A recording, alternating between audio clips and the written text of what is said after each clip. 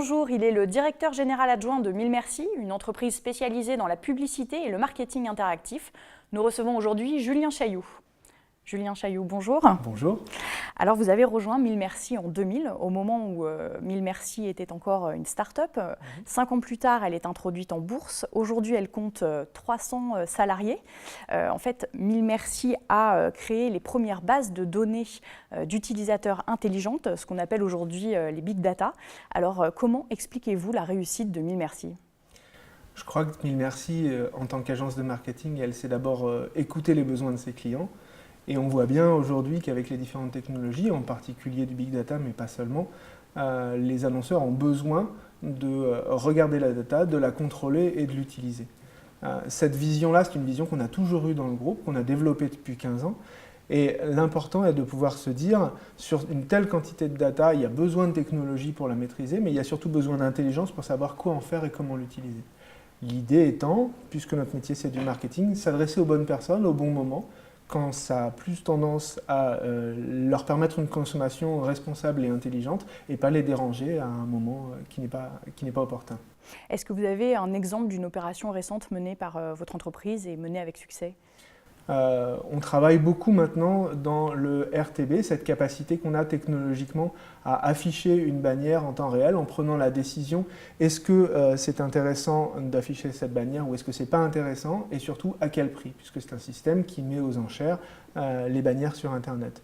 De ce fait, on accompagne énormément d'acteurs pour pouvoir dire comment je fais en sorte de montrer un message publicitaire, un message de marketing le meilleur possible à mon internaute.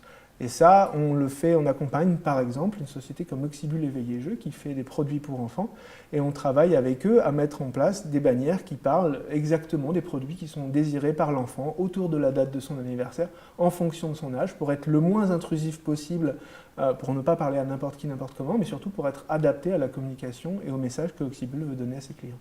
Et alors quel est le modèle économique de Mille Merci ?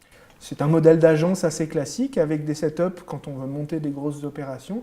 Et puis très souvent, nous on aime bien travailler avec nos annonceurs à travailler sur un incentive commun qui fait qu'en sorte, si l'opération est réussie, Mille Merci bénéficie de la réussite de cette opération-là. Donc travailler sur un modèle où effectivement les frais de départ de l'opération sont pris en compte, mais ensuite on partage la réussite de l'opération pour être au plus près de la problématique marketing de nos annonceurs. Alors, Mille Merci est spécialisé dans le data marketing. Aujourd'hui, on parle d'une véritable révolution du big data. L'école polytechnique vient d'ailleurs de lancer un programme de formation continue consacré au big data, va lancer une chaire Data Scientist en partenariat avec Orange, Thales et Kerius. Alors, pourquoi y a-t-il aujourd'hui un fort besoin dans ce domaine ?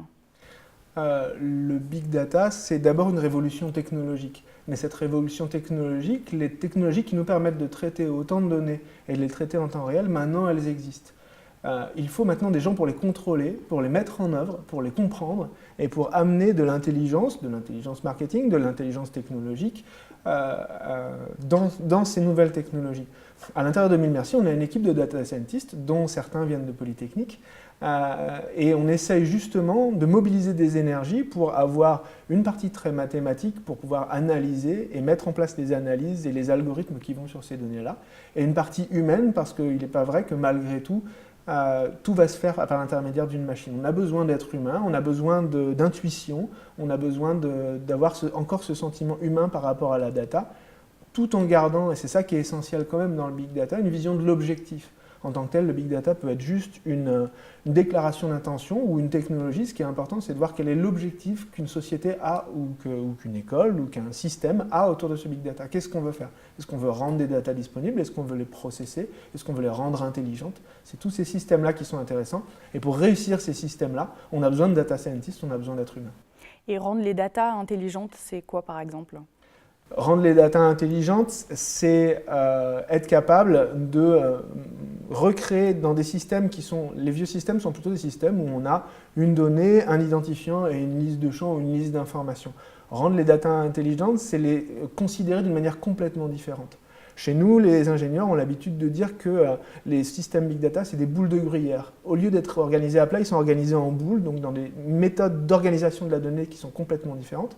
Et pourquoi de gruyère? Parce qu'il y a des trous dans les datas, c'est-à-dire qu'au moment où on collecte la donnée, on a des moments où on ne sait pas grand-chose sur cette ligne de données-là, où il nous manque des informations. Et tout ce qui est intéressant et tout ce qui est complètement passionnant et qui nous passionne, c'est justement d'avoir cette capacité, quand des informations manquent, grâce à la quantité d'informations, de les recouper pour la rendre intelligente. Avoir un internaute qui vient le vendredi avec son iPhone sur un site et voir que le jeudi, il est venu avec un PC et un navigateur Firefox, mais qu'en même temps, il a vu d'autres produits du site, et être capable de regrouper ces données pour voir que c'était la même personne, pour voir que c'était un client de la marque ou pas un client de la marque, là, ça rend la donnée intelligente. Alors, Mille Merci s'est lancé dans le big data au moment où finalement on en parlait encore assez peu.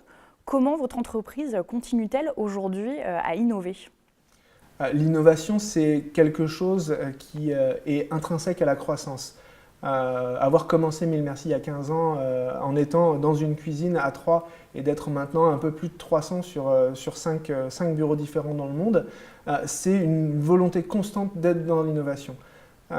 Sur la partie Big Data, c'est une évolution technologique qu'on regarde comme on regarde toutes les évolutions technologiques. Et à partir du moment où elles nous permettent d'être en avance, d'avoir des services plus innovants, d'avoir des produits plus innovants, alors on va trouver les moyens dans l'entreprise d'attraper cette technologie et d'être fournisseur le plus tôt possible des solutions qui sont autour de cette technologie-là. Et la stratégie de développement de votre entreprise? La stratégie de développement, elle est toujours, et en particulier en ce moment, tournée vers l'international. On a une structure française qui fonctionne très très bien, qui est reconnue, mais de plus en plus, on a besoin d'aller à l'international parce que ça nous passionne, parce que les modèles économiques sont plus faciles à répliquer à l'international maintenant qu'il y a 15 ans. Et le dernier exemple de ça, c'est Thibaut Munier et Isolis Cost qui sont partis à Palo Alto pour ouvrir le bureau de Palo Alto, parce que c'est un endroit dans le monde où actuellement, sur le marketing interactif, il se passe vraiment des choses. Qui sont les deux cofondateurs de Mille Merci. Absolument. Alors, vous avez participé au X-Forum, c'est le salon des entreprises de l'école polytechnique organisé par les élèves. Pourquoi le profil des polytechniciens vous intéresse-t-il ? Le profil des polytechniciens nous intéresse parce que justement ils ont cette formation technologique qui va nous permettre non seulement de trouver les bonnes personnes sur la partie mathématique, parce qu'il y a beaucoup de machine learning, mais aussi sur leur vision d'ingénieur et sur leur vision du big data. Je trouve ça très intéressant à ce titre qu'effectivement Polytechnique se tourne vers ces marchés du big data, pas seulement parce qu'aujourd'hui il semble un peu à la mode, mais vraiment parce qu'il y a là-dedans une vraie création de valeur à l'intérieur des entreprises, qu'elles soient françaises ou pas françaises. Cette création de valeur, elle intéresse tout le monde. Chez Mille Merci, elle nous intéresse. Et donc on va chercher, dès que c'est possible, les personnes pour accompagner cette croissance-là. Donc Mille Merci a toujours été tourné vers les écoles de manière générale. Les deux cofondateurs de Mille Merci sont des gens qui viennent du monde académique, qui viennent de la recherche. Et l'idée, c'est de pouvoir s'inspirer de tout ça pour aller chercher les bonnes personnes et pour faire le développement. C'est sûrement un peu plus un modèle américain de rapprocher l'entreprise de l'école. Alors, un incubateur va voir le jour à Polytechnique. Donc, l'école veut en effet développer l'entrepreneuriat sur le campus. Comment faire, selon vous, à votre avis, pour aider au rapprochement de Polytechnique avec à la fois le monde des grandes entreprises, celui des startups et même de la recherche? Comment créer des synergies? La première réponse qu'on apporte nous chez Mille Merci, c'est de faire comme ce que j'ai fait ce matin, c'est-à-dire de venir ici, d'avoir les entrepreneurs qui viennent dans les entreprises pour porter la bonne parole. Porter de la bonne parole, ça veut dire que l'entrepreneuriat a quelque chose de magique quand il est bien réalisé. C'est vraiment, ça peut être une passion, ça peut être un vrai métier, et de le transmettre aux gens des écoles. La deuxième chose qui nous semble intéressante, c'est d'aller y chercher nos collaborateurs. Toujours, quand on vient dans une école, on a à la fois envie de porter un message de l'entrepreneuriat, mais aussi de se dire s'il y a des gens qui sont intéressés par cette forme-là de travail, alors qu'ils viennent avec nous, on va leur montrer ce qu'il est possible de faire. Donc cette relation avec les écoles, et en particulier avec Polytechnique, nous semble vraiment constitutif de la responsabilité d'une entreprise en croissance pour pouvoir chercher ses nouveaux collaborateurs, pour pouvoir innover, pour toujours pouvoir être à la pointe de la technologie et de l'innovation. Vous pourriez par exemple travailler avec des jeunes startups qui seraient incubées à l'école ? Sans aucun problème, on peut leur fournir de la data, on peut travailler avec eux sur des modèles, on peut tout faire, on l'a déjà fait. Et c'est vraiment quelque chose qui nous tient à cœur, d'avoir cette capacité justement à pouvoir rapprocher l'entrepreneuriat de l'école. Je vous remercie Julien Chaillot. Je vous en prie.